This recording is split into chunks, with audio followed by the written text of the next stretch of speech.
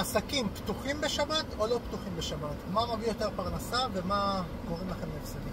אז בואו נחשוב על זה רגע. הרבה אומרים שלפתוח עסק בשבת אין בזה ברכה, אין בזה פרנסה. הם צודקים.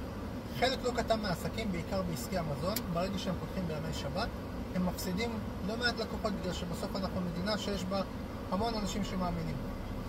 עכשיו, איפה זה מתפרש ובאיזו צורה? בהפסד הכספי.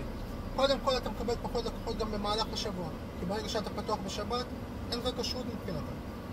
דבר שני, ברגע שאתה פותח ביום שבת, עלות העסקת העובדים שלך באותו יום עולה ב-50% יותר.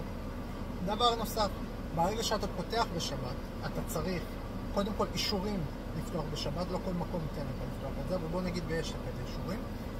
ברגע שתפתח ביום שבת, אתה תצטרך ככל הנראה להעסיק עובד נוסף, כי אסור לתת לעובדים לעבוד יותר מ-6 משמרות בשבוע, וגם על המשמרת השישית יש תוספת כלשהי בתלוש משכורת, אז זה עוד הפסד כסף והתעסקות של עוד עובדים. תחשבו אם אתם פותחים עסק בשבת ותגידו לי מה אתם חושבים על זה.